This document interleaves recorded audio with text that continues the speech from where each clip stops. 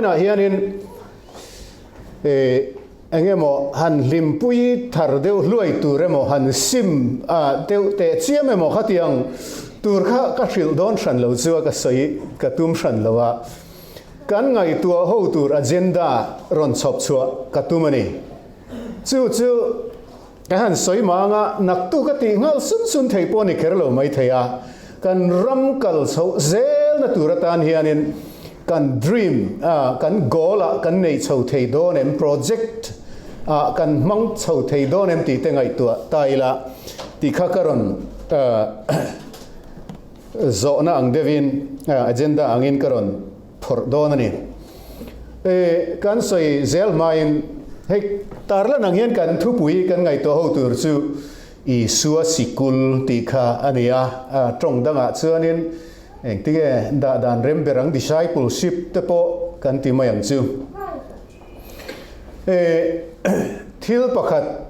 thuma hruayang dewa ngai tuana lo lut thar deuh pakhat ka soyanga tunlai hian khovel Christian than na sat na punchak na ram berbera an soi chu ni lo mel deuh khanit lat mai ni Iran te China te Christian punna na sat na berber anit lat mai nan soya amuna kan zukalin kan zuk fin fia vel wami soi kan oya thil mak deuh omaka hria ta oma chu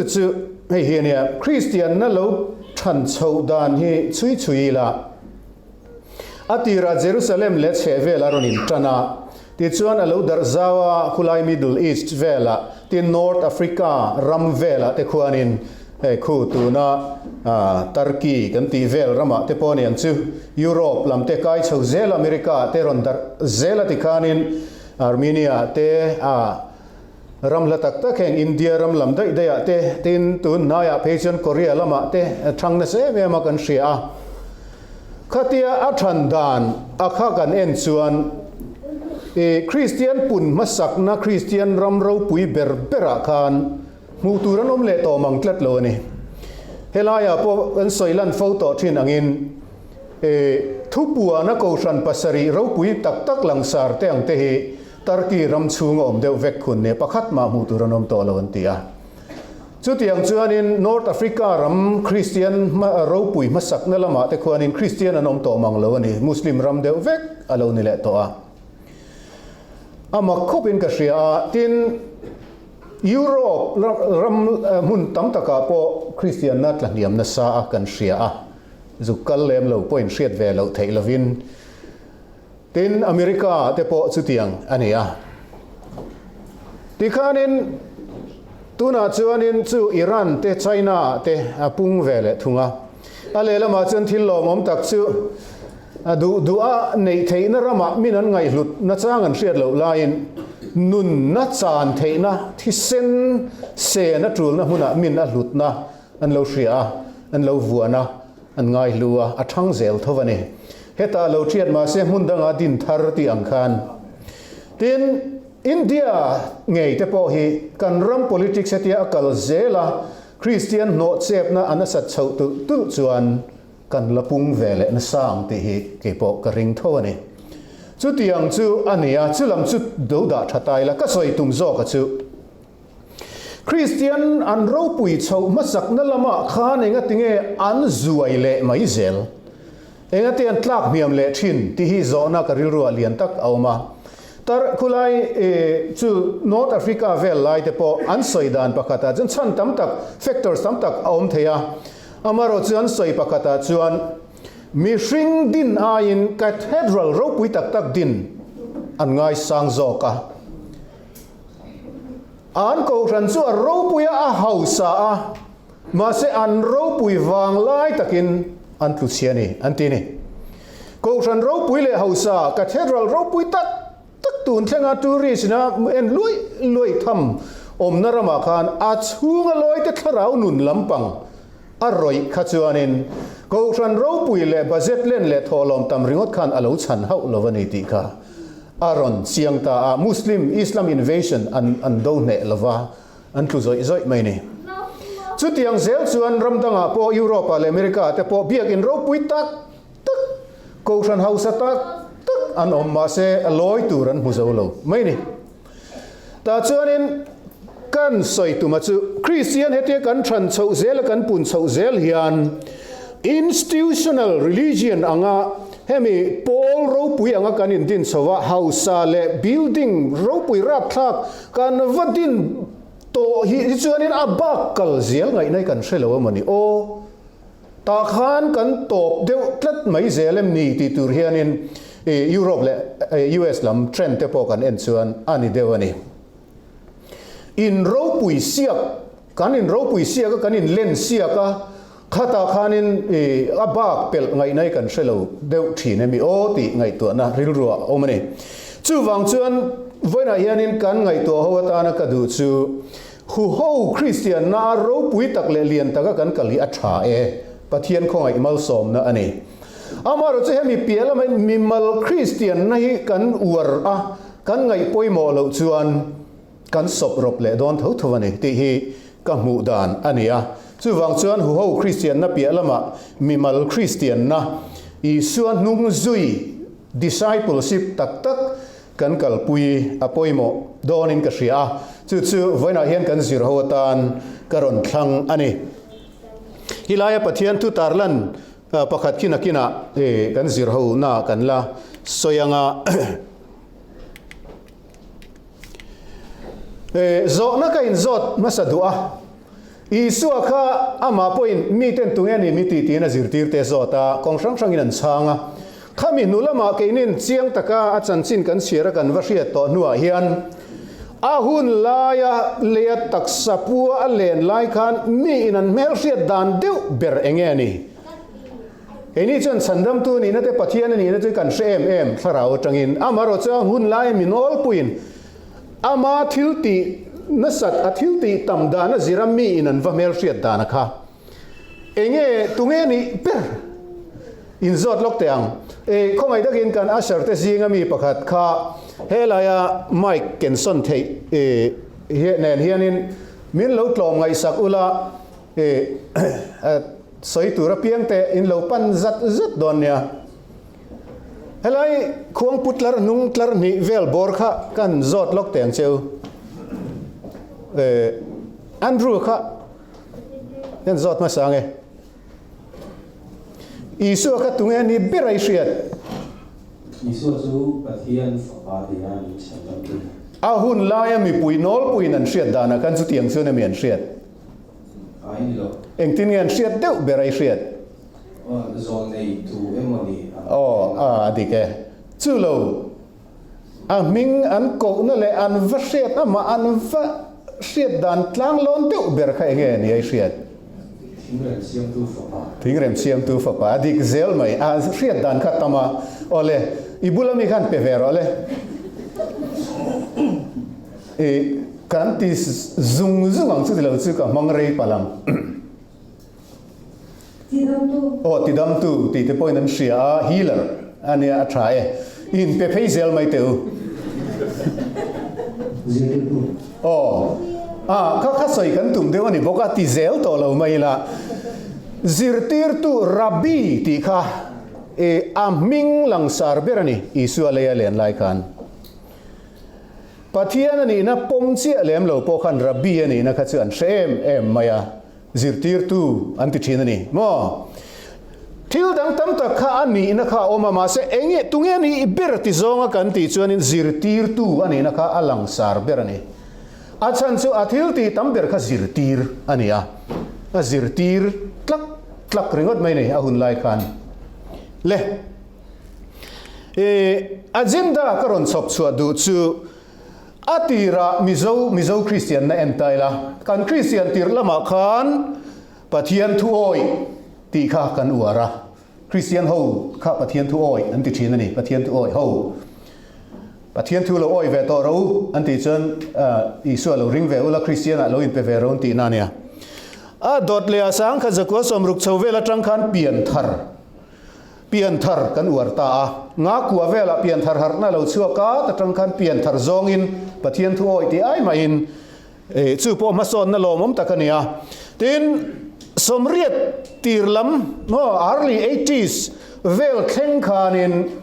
แคมเปญที่ฮิกันวัวระผู้เล่าส่งนุ่งกันรอนแคมเปญโดนผู้ฟันเล่างากันรอนแคมเปญโดนเห็นติดชีนนี่สุดที่ยังเชื่อนี่นั้นรอนแคมเปญชีนะสุดที่จังเชื่อนี่วันเทงเฮียนแคมปิ้งครูเซดแล้วมาเห็นกันเบย์ในสเวลแต่มาแคมปิ้งครูเซดซองอินเฮงซงเฮอัตราเวกอัตรังกายเวกปะเทียนินะมังเวกอันนี้หุ่นไลน์อามาโรจูเฮตียงานนัสตะก็แคมปิ้งครูเซดแต่กันเปลี่ยนทารุยเร่งไลเฮียนกันรำดานหันเอ็นเฮียนกันคริสเตียนน่ากันรำกัลเซียมหันเอ็นเฮียนเฮ้ยฮิอัตอกโตเราเดวเอ็มนี่กูกันทักอาหุ่นโตอันนี้เราโมตีโซนะคะริวรัวอารมณ์ตานี่อันนี้นะตะกัดจนแคมปิ้งเตปโอเฮแคมปิ้งห้วยหัวตาฉันเห็นง่ายตะกัดติดชีนแต่ซีงะเงี้ยยันตีหันไงทักเฮียนทักนะทะโจกิกันละเสียสีละวะติเละพดเมียงเตียงเดียวค่ะเอาอมทรัดตัวนี่กุมขตาไฟนี่เตติเทยกูฉันนี่ตั้มตะกันออกมาเสอาระหันเอนาอักลเซลดานเอ็นเฮียน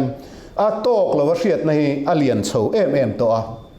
งั้นติงอดไม่ละมีสองไอโอเพย์เซนก็สวยเทยเคร์เราไม่เทียจะมารอจู่ออกมานี่ที่ชวนอีส่วนไอ้ป่วยโมเบอร์จูซิร์ตีระเซียมอันนี้ส่วนชวน discipleship เฮเปลี่ยนทาร์ติเตทิวดังกันติเตกันอวดอายนะสาเฮียนอวดหุ่นโตเราโมวันนี้ยันจะอเจนดาในไทยละอัฐลมในตีขากันรอนรถอันนี้ซูข้ากันอเจนดาในตาเสละ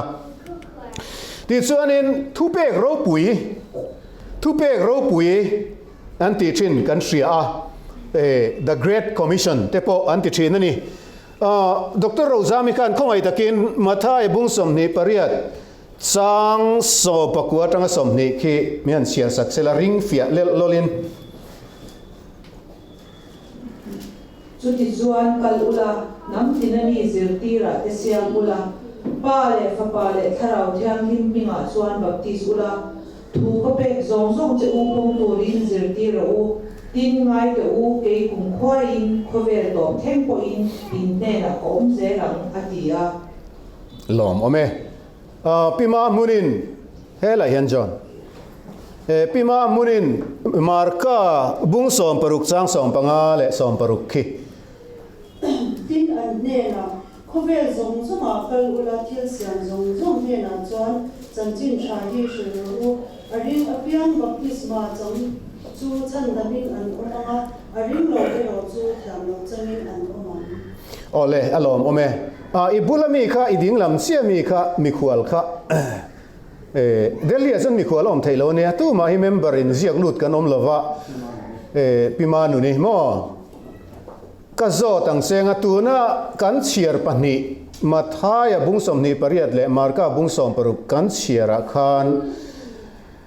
in nei ilam thu nge ne a thil pek rong bol na lam thu nge counseling rong bol na lam nge mission lam nge eng lam thu nge om deuh berai hriat chanchin thril mission alom ome mission lam thu a sei deuh ber ni chu ani le purema ka zot veng a pek na nai lama kha hun kan save nan purem mathaya bungsom ni pariat le marka bungsom paruka khan tu na the great commission kan ti kha mission lam ani deuh ber si chuan mission chu enge ni ta ang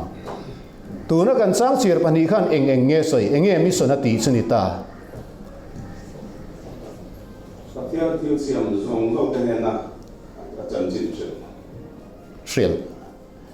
adike alom ome henry khan pevete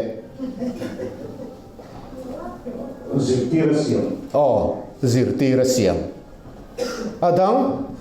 midang soi du kan omem khalai bung pania khan eng thu nge soi re reng chu chanchin kal mun tin renga thil siam tin reng ne na chanchin thil anita zirtira siam anita a nusang ten soi du em numan te zot lo me ngo hun kan rem de box ya ani pai sai tur nei cheu mai the ni eng po ni sela kan zir chiang don ta ni khalai kha the great commission he enge lo ni chia mission soina ni birsi chuan mission chu enge ni ta chia ti kha kan zir don ni step khatna chuan hei anuaya tang hian kan en so tan ta ai step angin the great commission kha kan soita a ti chuan step khatna chuan tu na purema ron soyang khan chan chin thrasril mo thil siam tin reng ne na kala khovel mun tin renga chumi chu kongdanga kan soi chuan ring tu a siam te po kan ti theyang tro an lo vek point pian thar tir ti zong te point kan soi theyang chu ani them a dot le a chuan in baptisma chanti roti te po khatela ni lo mi tu na kan soi chira khan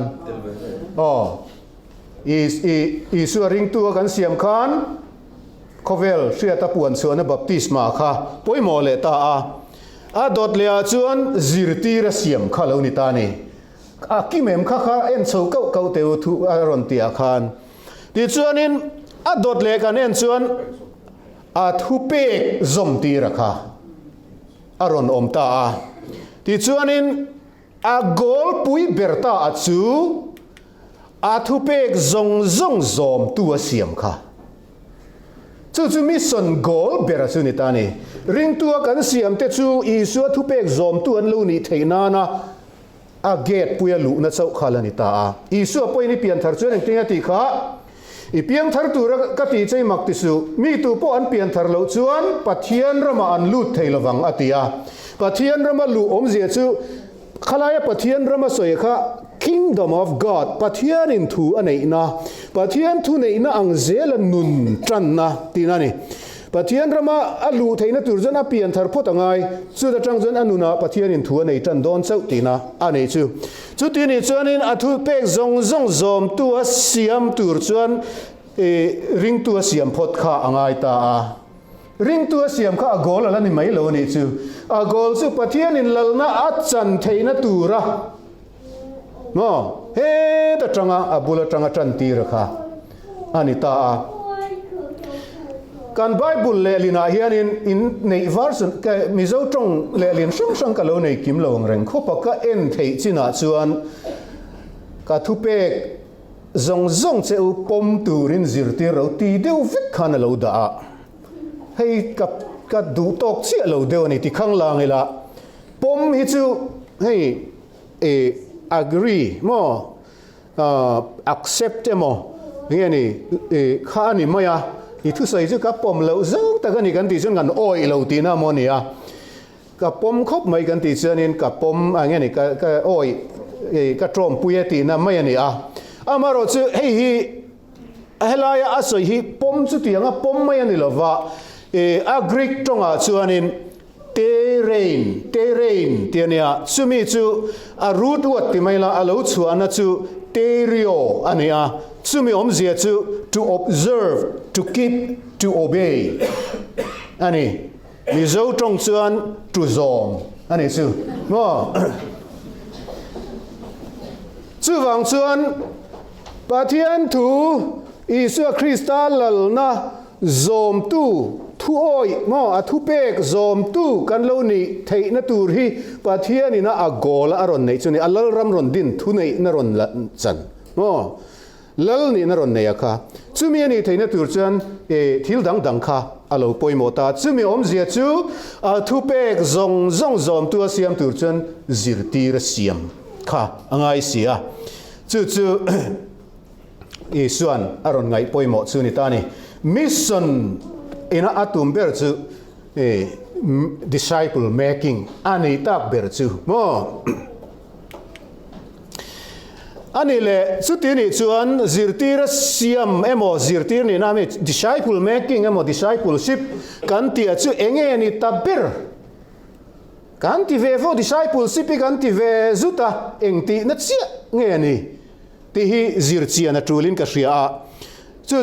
ti zong hian ka soi dai don ani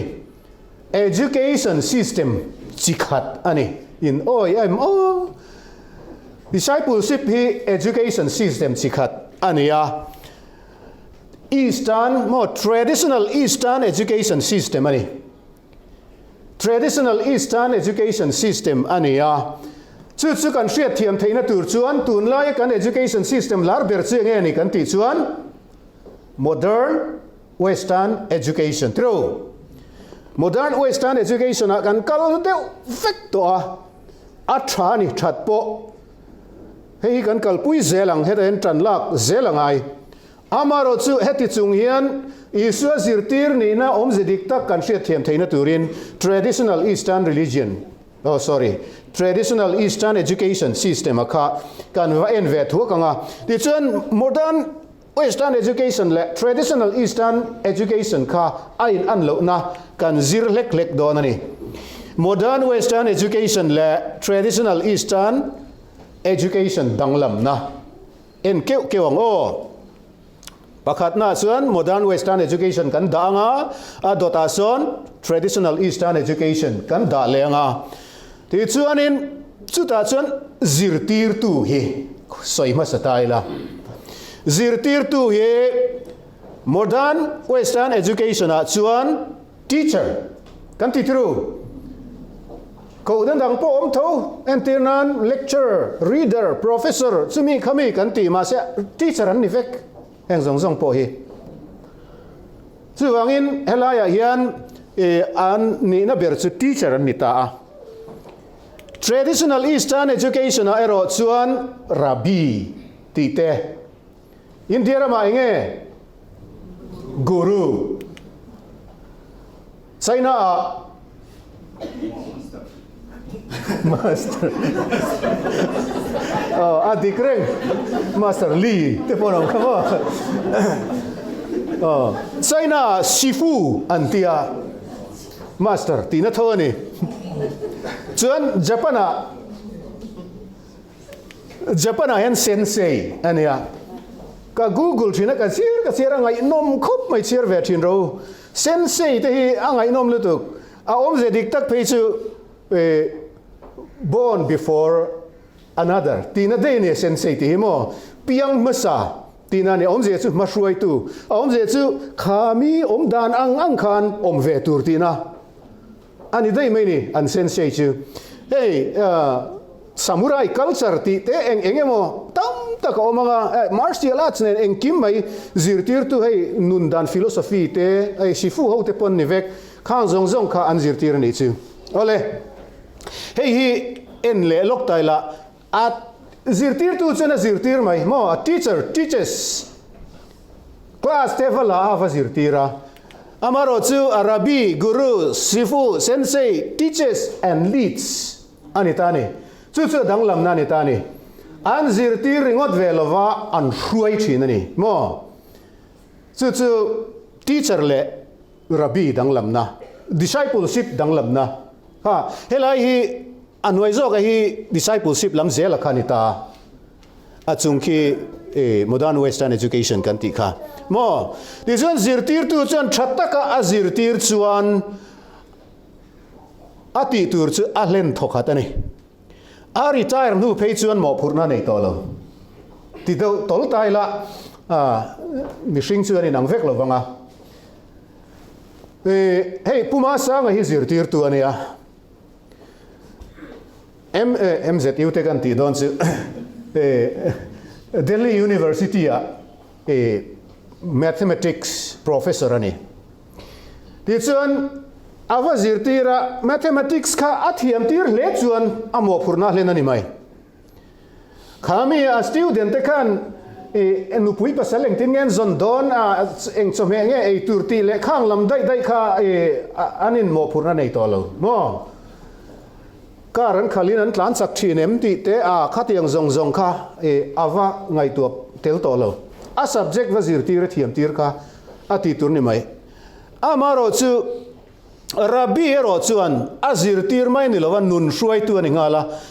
azirtir na baka amma kha azirtir tenen azui tu tenen anin zomtlat chu rabbi danglam na anita a retire ve theilova athi nuwa po ama zui tu ten azirtir na an la zui zel thin hey Marxism kan ti te Gandhianism kan ti te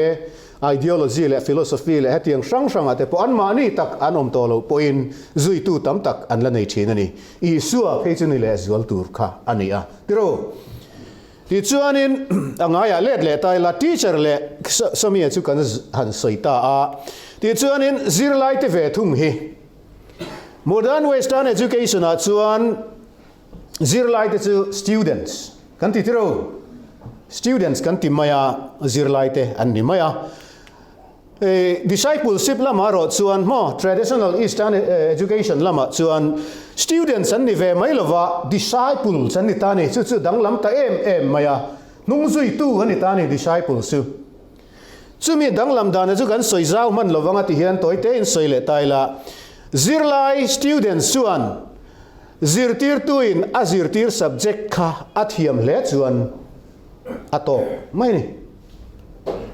antinan John hian Hindi literature azirta tiro John zirtir tu nei ni Hindi literature kha avazira chumi ne na chuan a Hindi literature kha avathiam le chuan in zirlai ani anga ati tur chu ati zawani amaro chu hey konge kan zirtir dang ho hi Dr. Joy te Jaslyn ni te tu tunge zirtir tu hi kan nei no la pilian pui po oma entinan pilian pui hi college zirtir tu ania English mo kha zirtir kha modern western education hemi anzir na kal phung panga ya chon azir tir ate khan a English kha an non thiam le chuan an lo tling ani mai entinan pilian pui students te hi solnia Inkhawm turin in siam ta sung se mo annu le paten khoi tu don khoi kal don when holiday lomi weekend lom antianga anni khan kan madam po Inkhawm thin chu han ka Inkhawm ve don tita sela annu le paten khan in reman ti lo mai theni entinan puma sanga zirlai te hianin kan sar point bong sa du ei ve don tita sela annu le pa te point an rem ti lo mai theni puma sanga nundan ang zong anung tur khan an phal kher lawang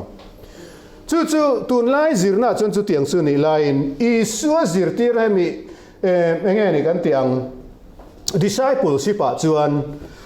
an zirtir tu khan eng thu nge a zirtir ti chau kha an zir lova an zirtir tu nundan le thil ngai tu dan zong kha an ziran ani ti chuan nung zui tu chuan azir tir tu ril ru su khek zong le nun zong kha azira atum ber chu azir tir tu ang chi ron ni ve kha ani ta ni chu discipleship chu ni ta afia mayem ti khan discipleship kan ti hian Isua disciple kan ni don chuan Isua ang chi ni ha kan tum tur ni a theng em chu tuna thailo mai la kan goal ani tur ni ha kan target ani tur ni tin Isua kan rin na siam tu le ti fam kim tu lam chu anin kan main tlan siang na tu ro main chhel takin tlan zel hu hebrai bung som pani chang ni akhan aso yom zia chu Isua ka kan target kan finish line ani tur ni a chumi tin zon chen kan tlananga chumi Isua an tuma kan kalna konga Isua kan zui na chu discipleship chu alo ni ta ni ti chuan a dot le kan kal lenga zirna mun modern western education a chun classroom han tingotila adang po tam tak ta dalan vek theilowa classroom te poimo theya traditional eastern education a chun real life situation here ni ani nu ko yanin zirtir shifu ho master ho mo kung fu master ten mong ho tele sensei ho te point an zirlai te kha nun tak rama hian ani an kai hruai ni mo classroom an zirtir tlut ringot an lo Isua point a zirtir te kha azin na te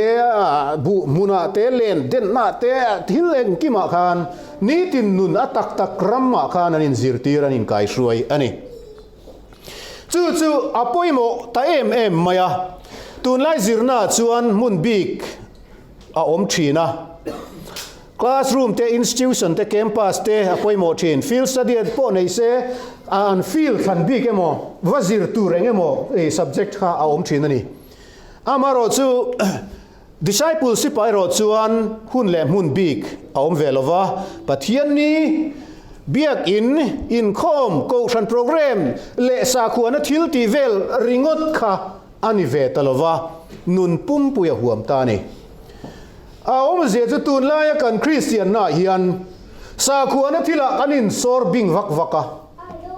pathian ni akan christian tura inkhom mi a inkhom that viau chen christian tha mo kan tiringot zela kha ni lo mania thian pakhan ne na sarmon ayan ming lam rim le lu tu ki ka nei thina an lo ning ang ti te poi ka lau dewa thian pakhat kan tiang e kan ti na chuanin ai zola christmas an manga ta chuan ron tlang out Christmas hun ro pui takhi ma ni in phat nan lo mang vela tle rol te u ron zai khom mu da ron in khom ro an te thalu tu a zai khom le a in khom ka atha amaro chu kan christian na in zirtir dan ber chu an va zai khom khan mo an va in khom khan atha mai mo khan ti ta kan ma mo zo ka chu pathian ni kan ti tu re mo kan om dan tu re mon rongot lo khan tho tana tanga in rin ni a hian eng tin nge kan om don ti hi kan in zirtir tam hi ngai ta chu discipleship tak tak chun real life situation ani helai center b ka in ngat le engemo campus big nei zir na hi discipleship atling lo campus big nei ka ti chuan hemikan university le high school vel ringot khangai to lo vela ke ni po campus big kan siama tian sa khuana huna ain zirtir vaka kha discipleship atling tak tak lo discipleship tak tak tur chun ife na te i office kai na te inun ram zong zong akhan Isua zui tu ni khazira ngai ni chu ti chuan a course kan soi le ve thunga modern western education chuan a course subject han bi kan tin science emo physics chemistry biology botany zoology khatiang khanin ngani humanities subject sang literature khatiang khan a om thin amaro chu traditional eastern education chuan rabbi hovinan disciple ten hruai dana chuan chutianga subject khan bik ni lovin an zir ber nun dan ani hei poimo le tlat poimo lu tuklat tun lai zir na chu na engemo tho nan mo career oriented deu hiani thina wangin subject khan bik ne chumi chu va specialize kha athani rengana kan soi sel ni san lo amaro chu an zir lai subject thiam tak nun dan ro thiam si lo hi anom thin tiro van doi khak takin hei Mizo ma po ka mu ve nual ani le ka thiam tak nun dan thiam mia si lo om the chu Isua na du tok lo Isua Sikul ero chu nun dan zirna sikul ani chu apoi mo ta ni tun ma in Mizo ma school om masa ho kha mission school ti thin ania mission hemi chanchin thamin on shil tu zo sap te kai hruai na nuaya khan sikul te ti khan an zirtir tu ran train na an zirtira ko shanina en kola ti khan mission school om thin khati hun lai khan nun dan hen lo in zirtir thakup maya mission school a zir lai no pangkha mi puitling tak taka an chuak zelani tin an zirtir tu tengat phei chu khotina khan zirtir tu chu khokhat paron mo kai hruai tu leader ro poimo khan ni zelani ma se sarkar inaron la ka tia eizon nana kan man na satta ka hian hanti boy la em ton tlak tak tam tak an lo om chu kan deny lo mo kan pai lo amaro chu tam tak zirtir tu ni si nun en ton tlak lo zir lai tinan en ton atan po thamia lo tam tak an om zir lai te po an subject to thiam tak ma se nun dan zir tel mia lo thiam lo tak an om hei poi em Isua zirtir nai ro chu nun dan zirna ni amaro chu nun dan zirna kan ti khan nun dan zirna kan ti hian rong bol dan le thil sang ti dan ani ringot lo hei hi hriat le tur ทอลมทอดานโมกูชนะอินมันดานโมรองบอลดานเลยข้าเตียงทิลสังวัติดานนะคะอิส่วนมินซิรตีริงอดโลอิส่วนซิรตีรน่ะนุนดานซิรตีรน่ะตักกิจชุ่งริลลำทิลนี่ได้ให้ฮีปอยโมมาสานี่ชุ่งริลลำไงปอยโมค่ะนูปนละมินซิลไฟฟูราชุ่งละมินซิลไฟมังซิโลเตติค่ะอลังเทลำริงอดกันเราอิส่วนบุลจันอดูนะจู่ชุ่งริลลำเซลบุลจันอดูทีนะจู่วังอินชุ่งริลลำทิลนี่นุนดานเทียมตีเตปอฮีกันอิส่วนอาศัยและไงพวกไงหลุดซองจู่นุนเฮาซานุนเส้นฟากอมนุนทำวงนุนหาโซลข้านี่ที่ปุยเตลูเลียตุยเตลูเล่นจูอินจูอารอนเนมซกปอดซิมเลวตูร์นุนข้ามินในที่ระดูนี่จูมินุนเฮาซาจูจอนะบุ้งสมจ้างสมปะคัดจ้างสมมาเตปอคานอาศัยเกยจงนุนันในนั้นตั้มตะกันในนั้นเราเกลกันนี่อตินุนตั้มเสียจูนุนเฮาซานุนเช่นฟ้ากนุนตั้มกันเตขันนุนขัดนุนนี่นุนทุ่มตีนั่นละมันนี่หรอวะมั่วนุนเฮาซานุนเช่นฟ้ากนุนทำวงนุนหาโซลบุลมีตะตานปอมัลสมนัดลิงขบนุนมินในตีร์ขาดูอาจูนุนจูอิส่วนมินซิรตีร์ดูชินจูอันนี้จุดอย่างอินไตมากนัดเตมังไงนัดเตตลมนัดเตดิกนั่นแหละห้วยเซนนัดเตรินอมนัดเตข้างนุนนะคะคุณภาพสร้างอะค่ะอิส่วนมินในตีร์อดูอันนี้อิส่วนทิลติอินริลรูอดามาสะจอกทินจู่ๆเฮ้ยตัวไล่กันคริสเตียนในนี่ละแอคทิวิตี้เห็นกันเราเดียวเฟกันนี่แอคทิวิตี้กันงาทิลกันตีวักเขียนกันตีทรามกันตีเละงดทินอัฐเท่าแอคทิวิตี้งาแต่สุดท้ายอามารอจู่อาทุปุยเบระบุลปุยเบระนี่ละริลรูอัตังอินอิส่วนอัตันตัวนี้ทิลติอินริลรูอดามาสะทินตรงใจดานมินซิรตีร์นาเตปอคันนิขตาสุติจัดไว้สุติจัดอีตรงใจตัวนี้ดาร์การสุติจัดอีตรงใจตัวนี้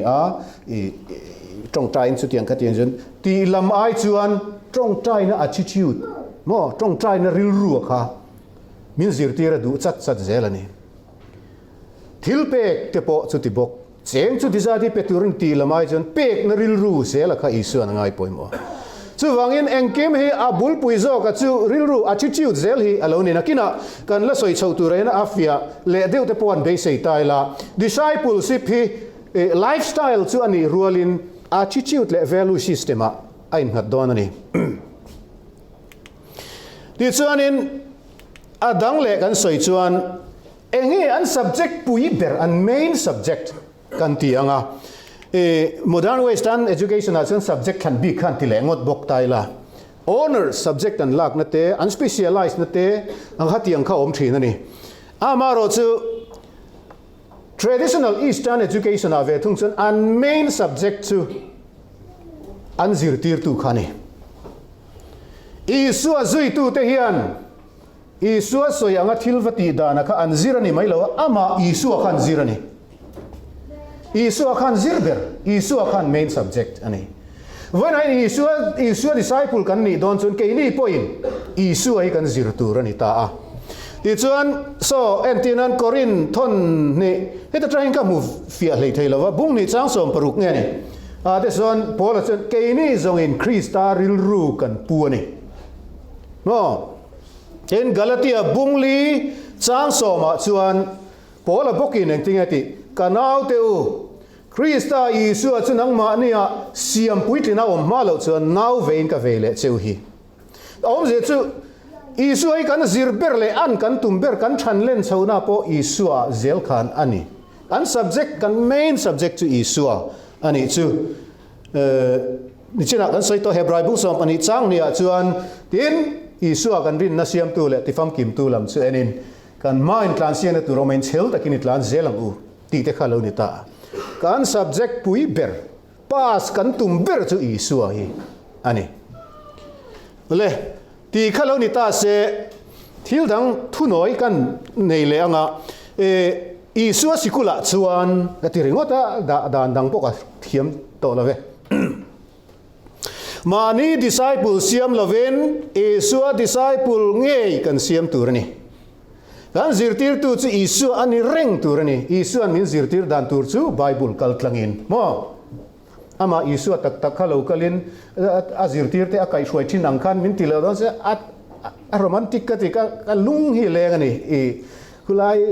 เยรูซาเล็มได้ตลังลุงขกรกเวลันฮันซีนักเวล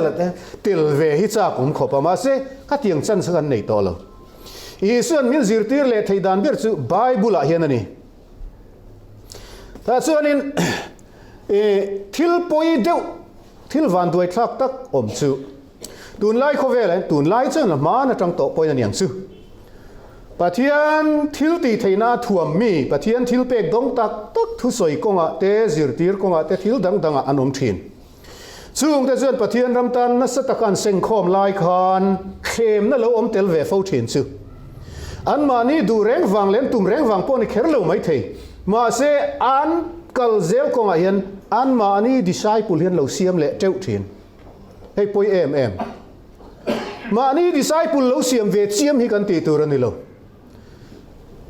กัลส่วนนั้นตับเบอร์ฮีกันเอ็นส่วนมานี่ดิสไซปุลเสียมวักเขาเห็นในดูเรียวเละงาละฮันติบอลลิลามีหัวถูกันใส่ส่วนปะเทียนอินมีไงดำเสมาเสปะเทียนทุตักไงตัวนั้นโซนจังอินกันใส่นี่มิโซรามาโปควงตัวโปลซานาโปลโลโซนาโปลวันโอเอโปลจะทั้งฟุงโปลไซโอนาโปลโมข้าเตียงข้าอารอนนัสเทียนIsuaอายตัวโมอันซุยข้าโมIsua discipleนี่ละว่าตู้ disciple โมอันนี้สินะเฮียนอบวยทินกันที่ชอกกันนี่จูมีหัวถูกก็ใส่เราสามรอจูก็เบสเสียตัวนายโปตัวนี้ค่ะคอเรียนป้าปัจจุบันตัวจิรตินั่งนี่ค่ะรันลาร์กันบวยปุยเดียวค่ะ Chinese โม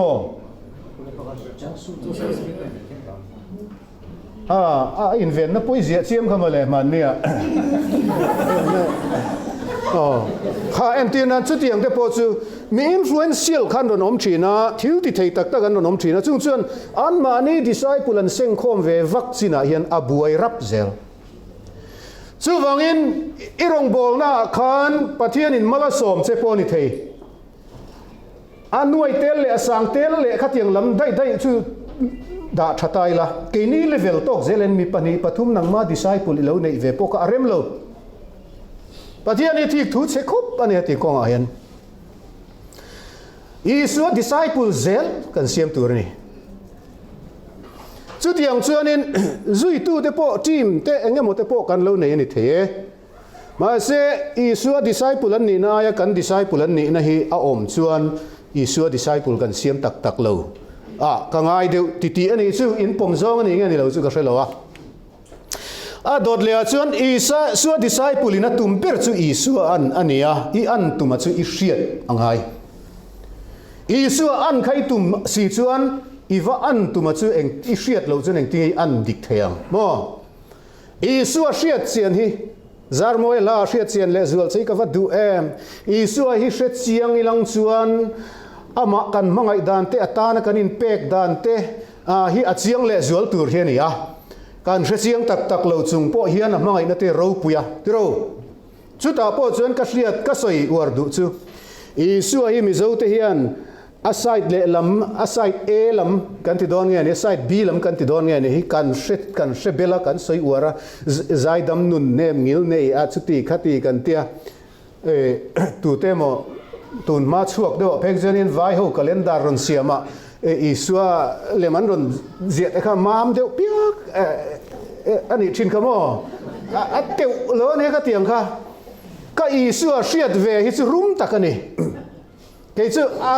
rum Isua hi kalom ma zo ka Mizo society en kan mamo to zo ken ka ria the non-conformist Jesus mo Jesus the radical a radical ziate kha an lo kum zatam an lo kal puya dik poman lo pom to te po kha adik lo tiang an la a shula kana ti velo na ni mai ro se po ti ve ngai lo radical takkan aron tirap rap mai ni tin hey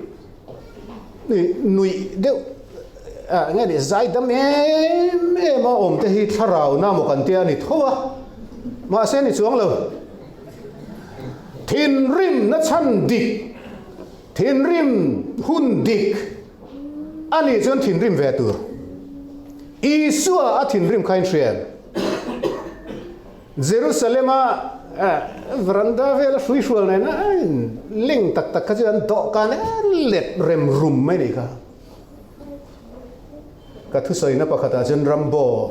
ang khani cái tia chalai hồi anh người giặc khopa tí pon ron tingam lo ron tí sẽ thal tup tup don tí cái chiang reng anh mel ro menen ngayon holut tuk an nial ngam silo ama ka gangster ang mo dai tamat tal palian boxi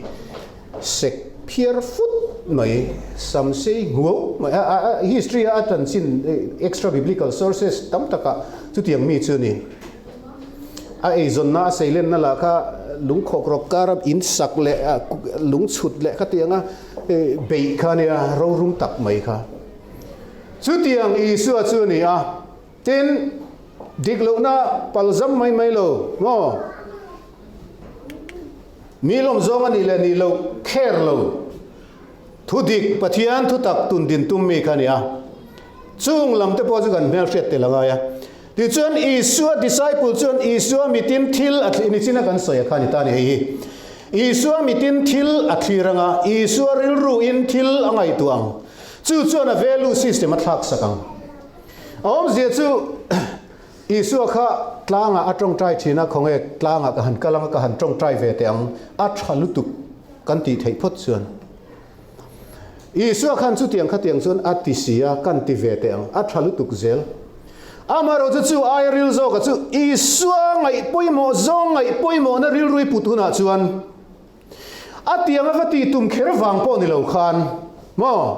inun khaltui value system kha Isua value system ani huna chuan len tian ti la suala niam le ti ang si tun lai thalai piang tharin ngai zong ne hi suala ni em le ti vel thil eng mo an tian ti ang si zong a hi hela ya Isua value om to jon abuai mi alo kha tiang kha pon fen ching deu fen hi apoem Isua value kan hang mom jon I thom hak tur chi a chiang mai ni no mấy giờ zuk ti te thil dang dang chu wang chuan in mire thei laka kan om dan tur kan ti tur te tran pui ngai te kan mu dan tur te khem na diklo na anga mi thil lawo mena min kan min apply kan om dan tur zong kha Isua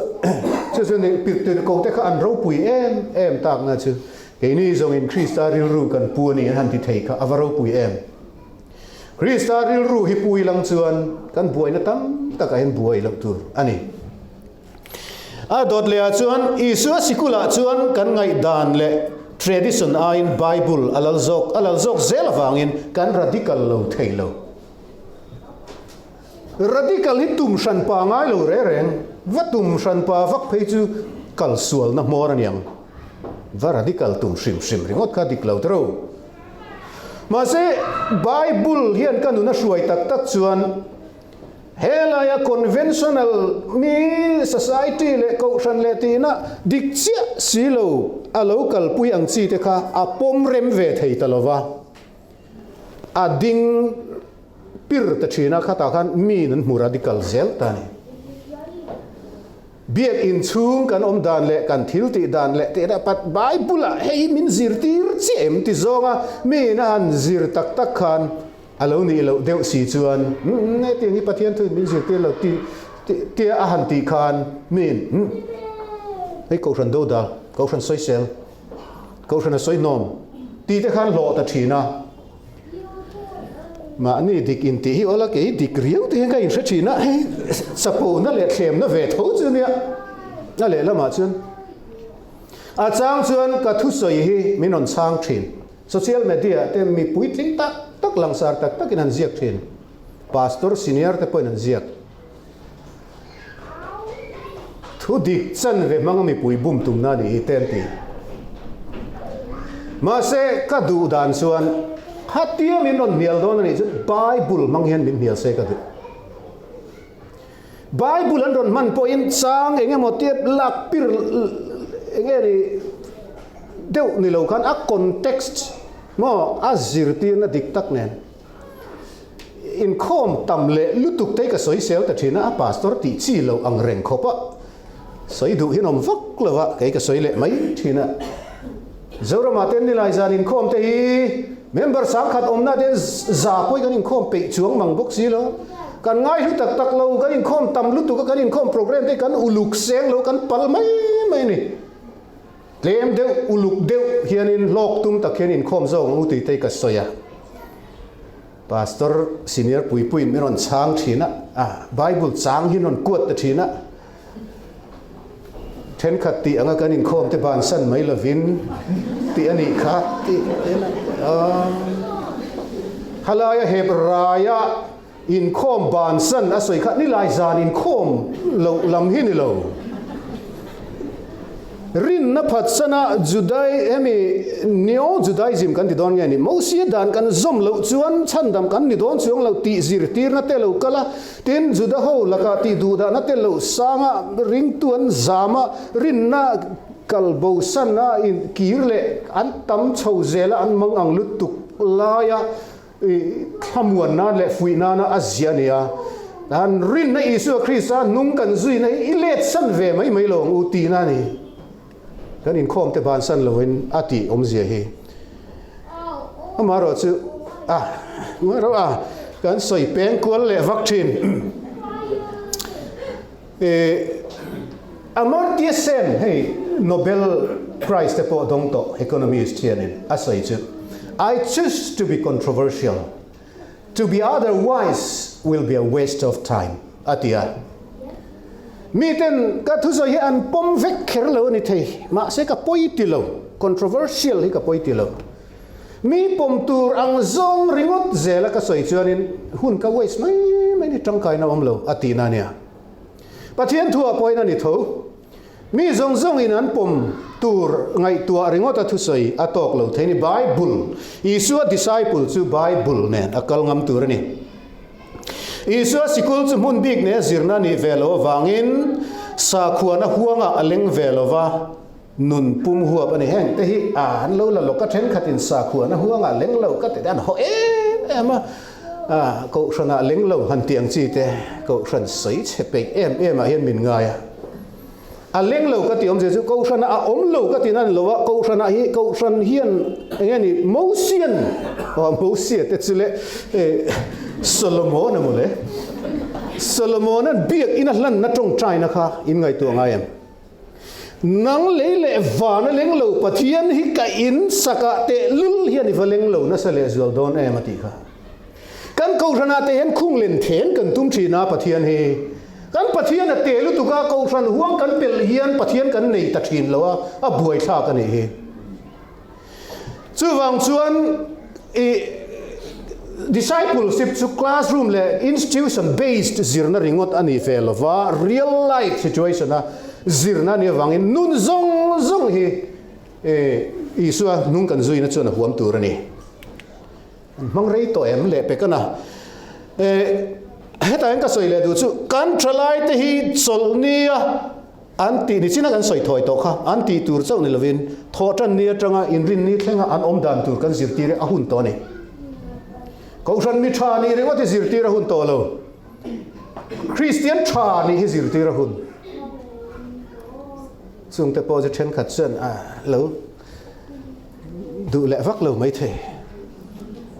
ka pastor pui ka thian pa chen Mizo ma chen kausan mi tha kan tama Christian tha kan tlemani ati adik khopin ka ria Kausana kan trăng em mà kausan mi tak kausana kan trai em mà se Christian tha kan valini le thin si lo lai he buai thla kan chu wang sol ni Christian ni lova tho tanga in ni in kar zong po Christian ni angai ni Isua disciple ni tur chuan mo agenda ajin kan tana agenda bukin kan to panga tun ma hi ka soi tu ma chu thu ho kan soi tia ngai thla ka top mai tur ni lo ania project kan nei ho don em kan trong trai na te nakina tun nak tu ka chung kan tingal vut vut thei kher lo ka ti kha project a nei la zoram Christian na ami zoram hi ka ti le ngor ngor thina ke po jam puilam chuak dei kan ya ma se kan juda ho ang devin kan Jerusalem lam khi ni wangin kha kan tia Manipur lam halo in da bo bang big lo la a thang an zorama khian he movement hi kan ti thei donem hi ha ka soi do ni tun ma scout movement she phazong kha ban phar tiang pachu ma desen she khop ma scout ta khani tel ve ngaem tel ve lo a scout boy scout an ti kha an han hot an vung tak tak lai chuanin alam dan te tiang vai te engkim mai tin hemi moral civic code mo nun dan te ang chi te first aid te emergency engeni evacuation ti da engeni ka atiang vel kha an zira thalai khan nuaman te maya in chung khura tangkai dan te liam en kol dan kha tiang deu chuanin discipleship hi Mizoram and thalai movement lian taka kan siam le thengem Isua Sikul kan din thar le thengem kha soi du chu thil hi aul samjong sei chuan tuna po ka thu soi minon nial tum sa hrim tan chuanin te Christian kan ne ko san ni kan Isua disciple vikalom kan ni sanga sa Isua disciple lo ti level hi ti zonga anon sei chun ti kanom dan pa ngai ni mai chu ti le mai tur khan ni maya mà sẽ cắn đi chia lâu đều hiện là lòng thiện xía mà chú vàng xuân distinctive đều tất cả tuần lai khâu về là zoram khâu về buổi tất cả hiện Isua minh trần tu trả lại in tel ru yang hi kan omani ti tura movement siam hi atulin ka ria ti chuanin ko sanemo polemo denomination emo center le institution big emo in ngat mai ni lo rampum huap tur mo ko thingtlang zong ne na in zar phar tur movement hi siamanga yani discipleship hi a training center te po kan nei Mizoram tu nge siam khalam kha vasoi tu mani lova tin vasoi nom tum po kan hek lo aom je chu khoi institution amo discipleship training course va zo ringot kha voina kan soi tu mai chu ni lo khotlang zong fan suak tur chung ko zong fan suak tur movement kan siam ngai ni ke chuanin sa khuana bi ka chau ni lovin kan nun zonga Isua disciple ni kha kan zir tur ne ti chuat kan la soi som zel agenda ka zir tur le azir dan system mu mal deu te po siam ril ruwa omani dream ani he tong trai na ni ti chuan zir tir tu tur te po training thatak pe no trainers training in timoni tun line or khatiang te po kha han ti tai la ti chuan zirlaya chon heng te tel ngei sela pakhat na chon Bible study hi Mizoram Bible nei lo chung ko kanom lo biak ina pathian thui kan soi tam le tu ma se om je nei de Bible study hi kan ur lo tlat Bible study movement hi ti tharangai ni Zoram Christian te singa Delhi hian ti muitum tengoi Delhi engan kal pui chho bo lama a thatok ti na ni lovin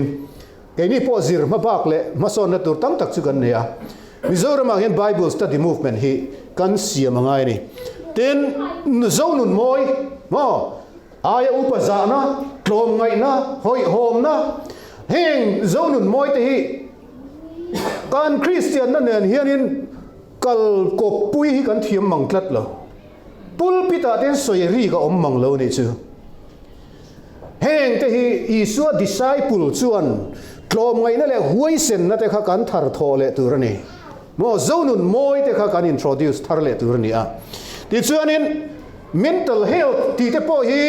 school kan zir tak silo pulpita kan soi tak box silo kan thalai te nu na buai lu tu mo heng te po hi zir ni sela ten zirna le na zon na career guidance ti te po poimo a thalai te le te rol te chung ku ami hi ka ngai poimo lu tu tun line career ru thar na sa keima failure awang te po ni mai the career ru thar dan hi kan fa te hi khotlang le ramtan mi tangkai ni tir kan tum ma yen chung ko mi tangkai ni tir phot tur chumi chu kan ti phot lo chuanin kan lo ting don lo eng tika ma hian ก็จ้างเพชรก็ไงตัวลุงปวมจ้างเพชรหันหัวเสว่าจิรตีตู้จงหันโกคมเตกจ้าค่ะ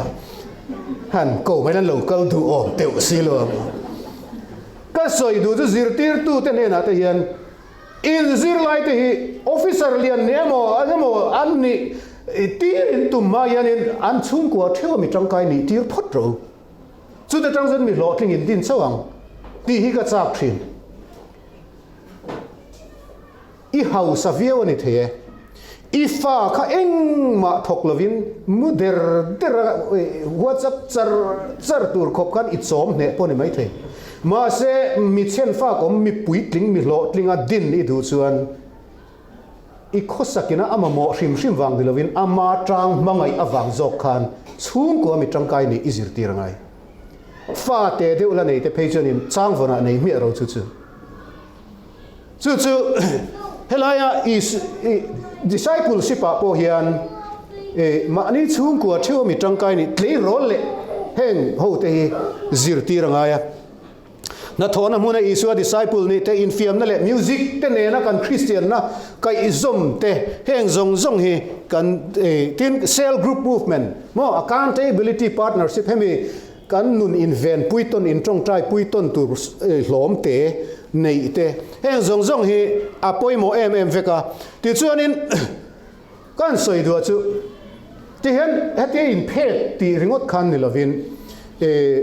a system a course le a tool page chuanin a slogan han au rual na turte in mu khom ai zinga daring zat ang ne tho tur kal khom wa tong trai na hun turte ma ni khote teang chia de po khatianga scout movement ang deva i sipai rual ang dewa tlei rol ho han fui phura han kal pui te hi chak om thin ga ria tiang deu chuanin kan tong trai na nei tai la amaro chu trong trai na tam tak le sum tam tak angai do na ni chu ro chu tu na kan nei mai lo tlang kom na ka soi du chu nam tinami zirtira te siam ula thu ka pek zong che upom turin zirtira siam ro ti tu soi nge kan di chun Isua soi no kan una UPC thalai wen kong an zo UPC soi nge Isua soi antia ami puilamin Isua soi anon ti chun authority khaking ani tro chu tiang deu chun hi Isua soi ani commander in chief in order command min peri chu du lo mai chini lo discipleship hi Isua thu pek ani chu wang chuan in ko ran hian ai lam hi chu kan tui vak la kan ngai sak vak lo ti mai chini lo kan kal pui tu ra kan bat ani Jerusalem kuwa te Judai le Samarian khotina te kol kil thleng poin ka thu hre tu te in ni ang hei po Isua soi ani Jerusalem sa khuwa na mun pui Judai le Samarian khotin ma ni state chung anga te po soi tai la kol kil thleng poin kan om na piang Isua disciple ni a Isua witness tu kan ni kan bat ani pathian ni na thu kan ti ri kan soi te kan zatan mal min som sagro se